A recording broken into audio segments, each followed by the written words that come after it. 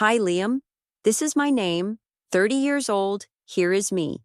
I felt for a long time as though I was about to wed Tessa, the love of my life. After 4 years of dating, everything seemed ideal. Our little wedding by the lake was scheduled, and I felt our future together was safe. She was my companion, my lover, the woman I pictured aging alongside. But everything collapsed in the space of a glance. It felt at first as though we were in perfect harmony in every sense. While she was a freelancing graphic designer and I in marketing, we both worked in creative disciplines. Our passions were exploration, design, and art. Saturdays were spent discovering new locations, creating memories, and fantasizing about a life together.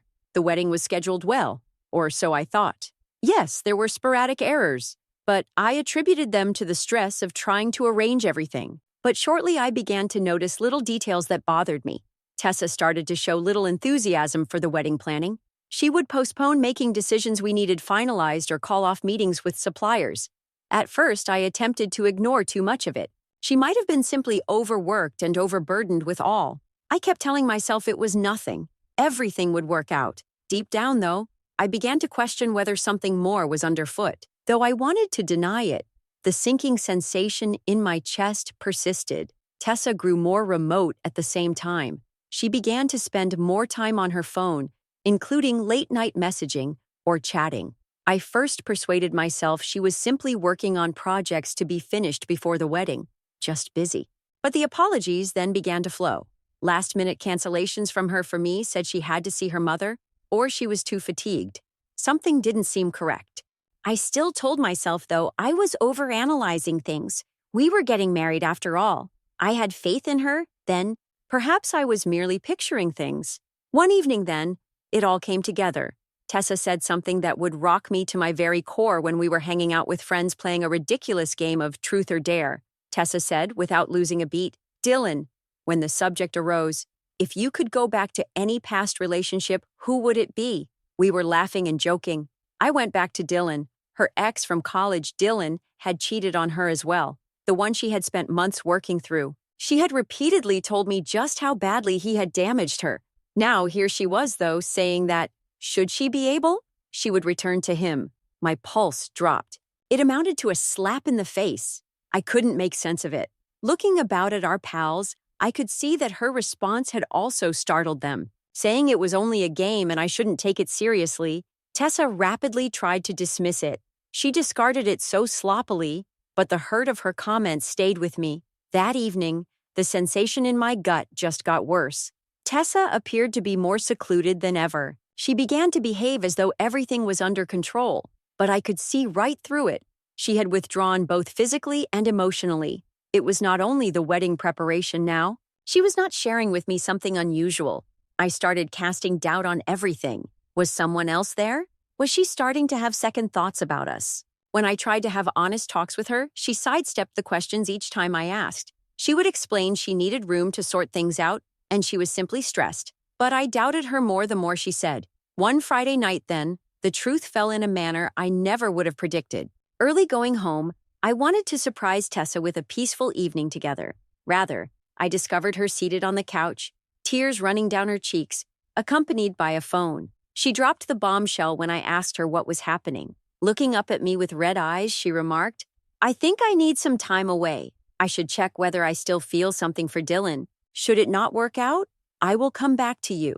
My brain whirled. Did she say that with any sincerity? 4 years later, she was telling me she wanted to return to her ex after everything we had gone through. And I meant to be the backup strategy?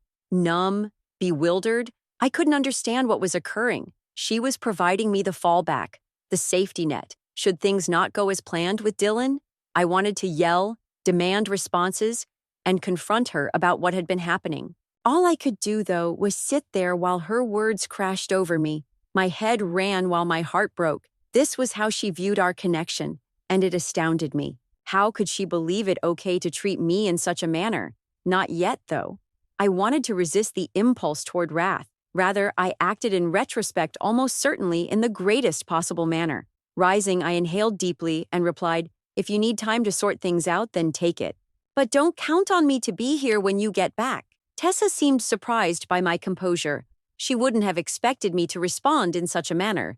She probably believed I would ask her to stay, that I would persuade her not to travel. But I neglected it. Unable. I was not going to be the second choice of anybody. She got ready and departed.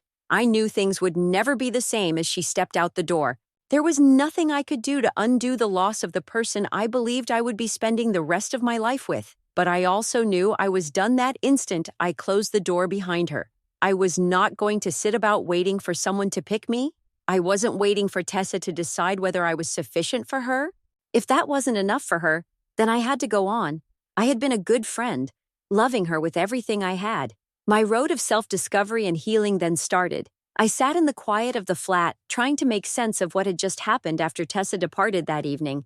I couldn't make sense of it. 4 years of existence with her had gone toward building. 4 years of love, jokes, and forward ambitions. And right now, in one instant, it felt as though everything had collapsed. She was ready to return to Dylan, her ex-partner who had betrayed her, and leave me in the background.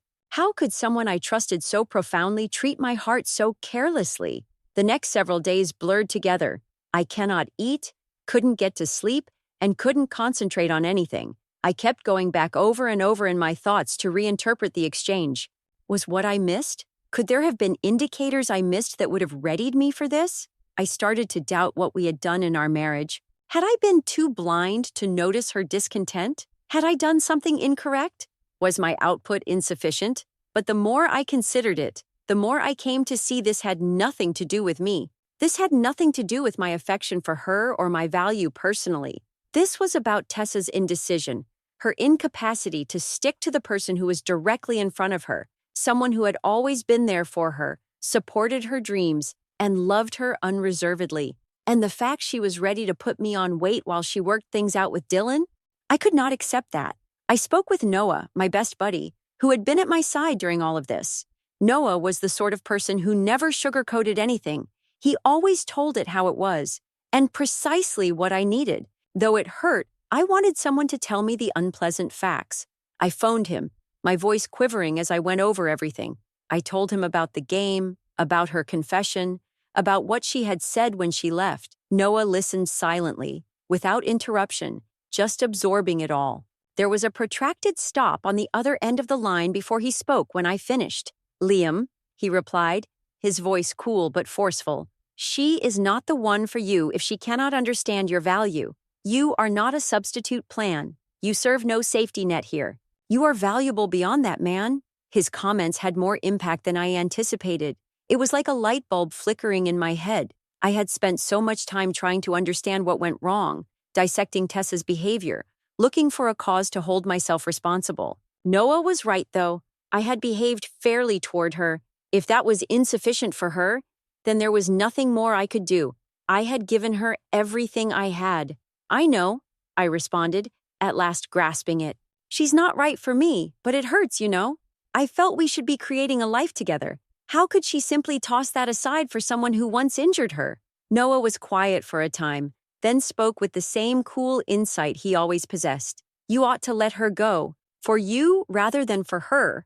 You are above this. You deserve someone who will love you the way you love them, someone who will choose you every day, not only when things are easy." His behavior, though stinging, his words also provided the clarity I required. I could not continue to hang on to someone who lacked complete loyalty to me.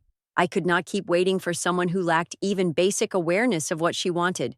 It was time to decide. That decision was to let her go. Though the days that followed were challenging, I started to get moving on. I threw out the wedding preparations. I pulled the images of us from the wall-mounted displays. I gathered the little souvenirs, the memories, the objects that brought her back to mind.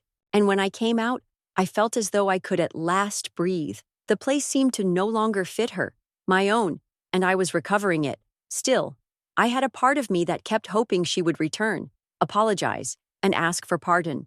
And I told myself repeatedly that I wouldn't accept her back should she do so. Deep down, though, I doubted whether I would be able to turn her away with the will. I doubted my ability to stick to my choice. Then Tessa got in touch just when I thought I had started to recover. 1 week later, she sent a straightforward text message asking, Can we talk? My heart saint missed a beat. I felt an emotional surge without control. Though this was what I had anticipated, now that it was here, I felt unsure. Though I was furious, wounded, and perplexed, and yet there was a tiny bit of me that still believed in her. Still want to believe she had discovered her ideal? Maybe, just maybe. I agreed to see her, but I vowed not to let myself slide into the same trap. I refused to let her thread me once again. I knew she had been crying when she came. Her makeup spilt. Her eyes were crimson. Her weak, fractured look hurt my heart. I knew, though, I had to be tough. She began talking as we sat in the living room, outlining her error, how Dylan wasn't who she had believed he was, and how she had come to see she loved me. She said we could still lead the life we had intended, and she wanted things corrected. She implored me to undo her. I listened to her, and for a second, I nearly thought she was real, almost here. But then I considered her treatment of me, the way she had discounted me in favor of a man who had deceived her. How may I once more trust her? How could I trust she wouldn't treat me the same way? I inhaled deeply and stared her in the eye when she stopped talking. No, Tessa, I answered gently but firmly. You had an opportunity. You choose. I will not be your backup plan. I am entitled to more than that. Her face crumpled and she started to cry, but I felt nothing like guilt. I didn't experience regret. All I felt was relief. I knew I was done the minute I said those words. I stood free, and I would not allow her to re-enter my life. Neither was it simple nor painless. Still, I knew this was the finest thing I could have done, and it came time for me to at last move on. I felt an odd peace come over me as Tessa left the door, almost as though I were hovering above everything and seeing it all play out from a distance. I wanted to scream, to cry, to attack the unfairness of it all. Still, I neglected. Rather, I backed off and let myself have a flash of insight. Now, this went beyond Tessa alone. This had nothing to do with our ineffective participation or the life I imagined we would have. About myself, was it? It was about my own peace, my own value, and my reluctance to be anyone else's second option. I stayed in the apartment, walking about late in the evening after she had gone. Without her, it was shockingly quiet. Her absence permeated every inch of the space, haunting the plans we had created, now broken. Her voice kept playing in my head, telling me she needed time to work things out with Dylan. But the more I considered it, the more obvious it became. She needed to make a decision, not take time to sort things out. She had made it as well. Not exactly. I was not the one she wanted, and that insight cut more than anything. I reached for my phone and dialed Noah, my closest friend, someone to talk to, someone who knew me, someone who could assist me in organizing the clutter in my thoughts was sorely needed. Noah took up the first ring. Liam? What became of it? His voice tinged with worry as he asked. I drew a long breath and ran my fingers through my hair. She wants to return to Dylan. She wants time to work through things. I let out a sour laugh. She will come back to me should things not go for him. Like some sort of backup strategy. On the other end of the line, there was a protracted stop. At last, Noah muttered, That's messed up, man. You are deserving of much more than that. Far better. She is not the one for you if she cannot see how outstanding you are. I let his comments to sink in. I sensed a tiny sliver of relief for the first time since Tessa had gone. Noah spoke truthfully. After she'd had her fill of Dylan, I wasn't some sort of consolation gift to grab. I had forgotten about myself after spending so much of the last few years concentrating on making her happy and creating a future together. I no longer knew who I was or what I desired. And right now I got an opportunity to discover that once more. I know, lad, I said, my voice more steady now. But as you know, it hurts. I honestly thought she was the one, so it hurts. No one worth that type of damage, Liam. Nobody responded, Noah said. She is not entitled to treat you that way. She would not even be thinking about it if she truly loved you. Now it is your chance to make the difficult choice. Stay from creeping back. Let her not dictate your life in that manner. Not sure what to say in response. The truth was, I knew he was right deep down, even though I wanted to say otherwise. I realized I had to let go. I had to quit biding my time for Tessa to pick me. She had decided already on Dylan. I had to pick myself now as well. Though it meant turning away from all I knew, I had to figure out my own road forward. I woke up the next morning resolved clearly. Tessa wasn't returning, and I wouldn't allow her return as a sort of safety net. My fallback strategy was not going to be hers. I carried greater value than that. I began by wiping all traces of Tessa from my life, doing something at the moment that seemed like the most liberating thing I could do. Unused but still gleaming with the promise we thought we shared, the engagement ring lay in a drawer. I grabbed it, looked at it for a moment, then put it in the little velvet box where it would stay. The intended wedding? Gone. Every last detail we had painstakingly gone through. The location, the photographer, the caterers, all got the same email, a cancellation. Although deleting all those memories hurt, I knew it was the only way I could go forward. There was no marriage, not nowadays. Then I focused on the apartment. Now the place we had shared, the house I thought we were building, felt like a tomb to all the dreams that had perished with our relationship. I looked about at the furniture, the pictures, the little personal touches that had made this ours. I began packing her belongings, her books, her clothes, the wall-mounted artwork she created. I packed away everything she owned. None of it made me want to think of her. I thus made plans for her things to be delivered to her mother's house together with a basic note. "This is your stuff. Good luck with Dylan." I felt no resentment when I wrote that. I felt very little at all. Just a strange numbness, as though I had cut off all that had formerly been so vital to me. I stood in the middle of the vacant apartment, inhaling the silence after shipping the packages. In weeks, I felt as though I could breathe for the first time, like the weight I had been dragging about for so long had at last dropped. The promises I had given or the guilt of being second choice did not weigh me down. I had freedom. I decided to put the apartment for sale. It was where I lived, my house, and the memory of Tessa had corrupted everything. Every time I came in the door, I wanted not to be reminded of her or of us. I yearned for a fresh beginning. I had to flee the life that had been so closely entwined with hers. And I was finished just like that. Done with the relationship. Done with the hurt. Done with being the second choice. Tessa was not needed to see she had made a mistake. She was not necessary in convincing me to return. I had to get on and do it for me as well.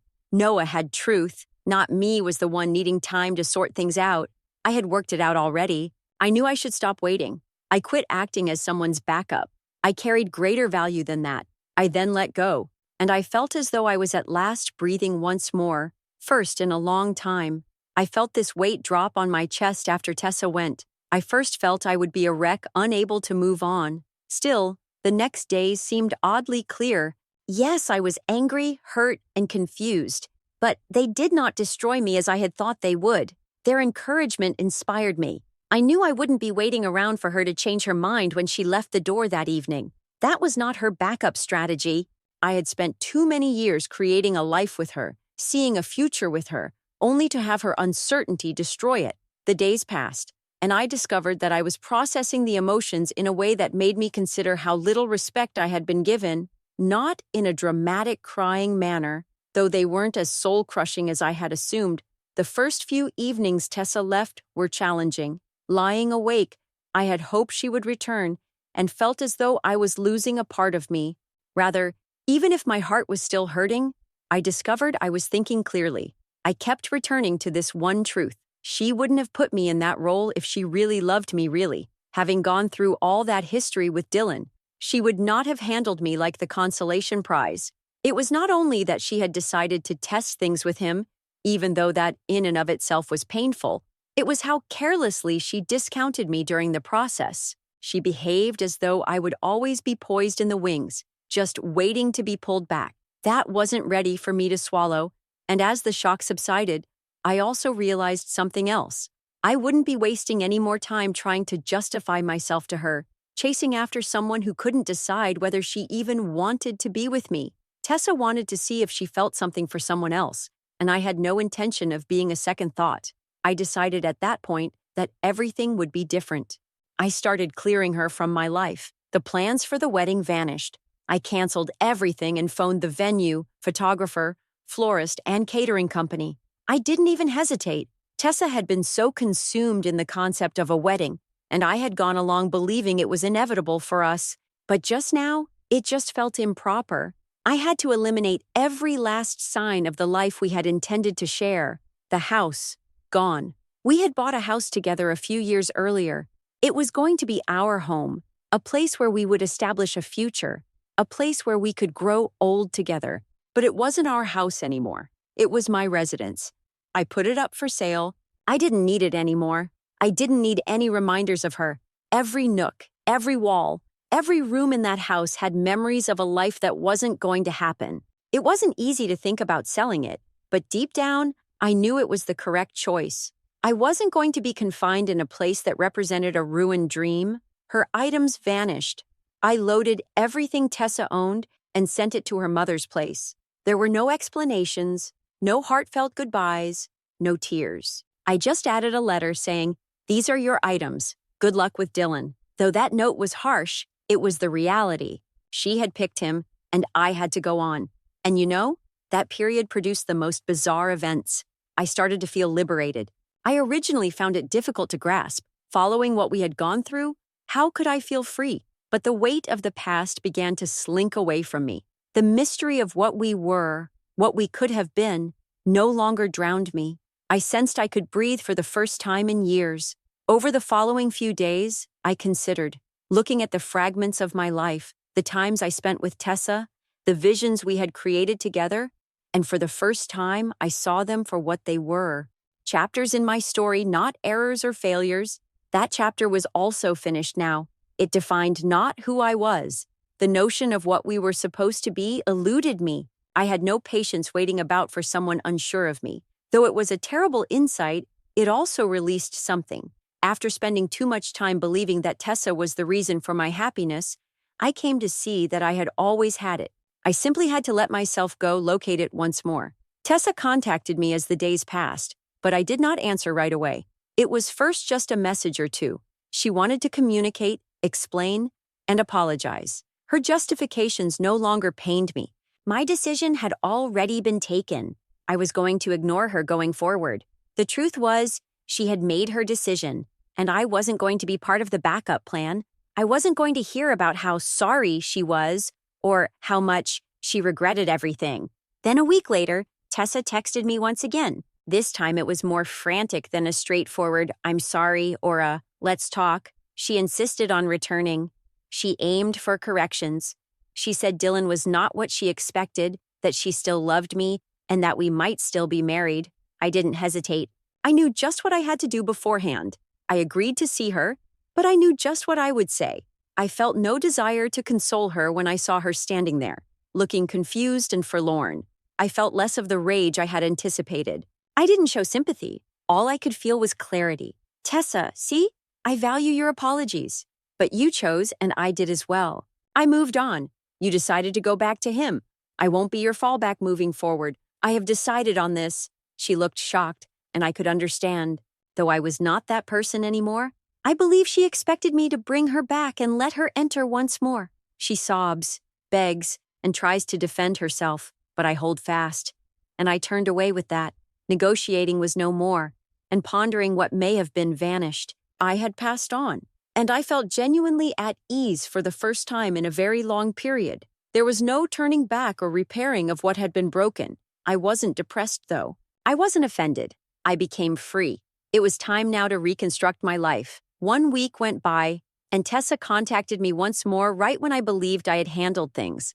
Though first taken aback, deep down I knew it was approaching. It was the natural follow-up, the one in which she came back wanting to know if the grass isn't greener. Her text to me was only, "Can we talk?" The old Liam might have hesitated, perhaps intrigued by hearing her speak. What if she's changed? Or maybe I misunderstood her, I would have wondered. Now?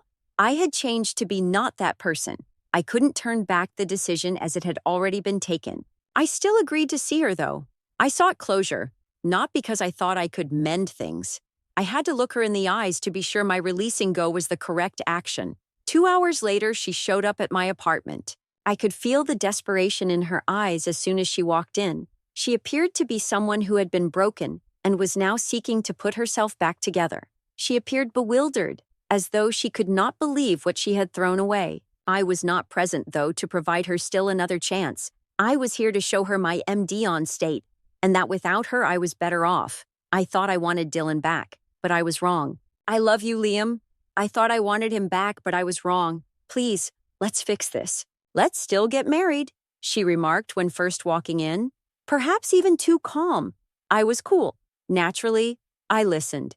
I let her speak, but every word she uttered simply served to confirm what I already knew. I could not go back. The foundation of our relationship vanished, and the trust had been destroyed. Nothing left to rebuild from. She looked at me expecting for me to say anything, that would reassure her when she finished. I sat there for a bit, allowing the stillness to hover about. Considering the past few months, all I had gone through to get to this point, I realized this was the moment of no return. Do you think I can just forget everything, Tessa? I said softly. You can't just come back after all that. Do you think I can forget how you treated me? How you put me on hold while you figured out whether your ex was the right choice? She started crying suddenly, her eyes full of guilt, her voice unsteady as she begged, "Please, Liam, don't leave me. I know I messed up, but I love you. I'll prove it. Just give me one more chance." But within, I felt empty as she said, it was not the love or longing I used to experience for her. It was not the need to make things work. It was merely empty. And at that point, I realized this was no longer about love. It was about resisting allowing myself to be a backup. "Tess," I murmured, gently shaking my head. "You don't get to treat someone like that and expect them to come back. I can't be your second choice. And frankly, I'm not going to waste my time hoping you'll choose me again. I deserve more than that." Though they were the truth, the words were stinging. She came down to her knees in front of me and began to cry harder. Seeing her on the ground sobbing made me not feel sorry for her.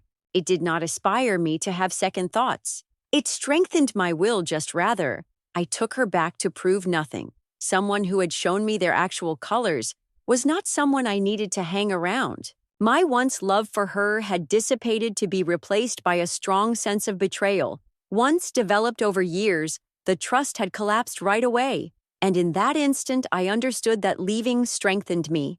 "I think you should leave now, Tessa," my voice steady. "This is over. I'm done. And you have to let go too." She stared at me for a long time as though waiting for some sort of miracle, but I did not deliver one. I wasn't going to fall for it. I refused to allow her to once more control my emotions. This was it. One couldn't go back. Tessa rose up, dabbing at her tears, then silently headed to the door. The door closing behind her was the only sound. It was gentle. I sat there, in the silence that followed, and for the first time in weeks I felt calm. I felt I had made the correct choice. At last, I had taken charge of my life and stopped letting the indecision of others determine my pleasure. It was not about proving something to her or exacting retribution. It was about deciding to go on and recovering my value. In the next days, I turned inside myself. I spent time with friends who had encouraged me, engaged in activities I enjoy, and attended to my mental health. Though it was difficult, every day I felt more and more like myself once more. Tessa had tried to make me second-guess my decision and guilt me, but I resisted. The hard way I had discovered was that sometimes the only way you could really love yourself was to distance yourself from someone you valued less. And I took with me a fresh respect for my own value as I progressed. I knew then that I would never accept someone who did not entirely pick me. I never would be someone else's second choice once more. I so shut that chapter of my life, and I felt like I was at last free, the first time in a very long time. The weeks Tessa departed were like a fog, thick and confusing. The sensation of treachery weighed heavier on me now than the suffering of loss. Dylan was the choice Tessa made. She had made her decision quite obvious, not with reference to me, but I had invested so much in us, so much of my time, my heart, that it seemed impossible to leave gently. Still, I understood I had to. The rumors got underway not long after. Is it not always like that?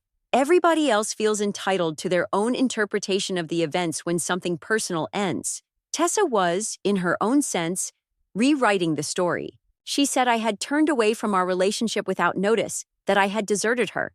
At first, I couldn't believe it. How could she bend the truth in such a manner?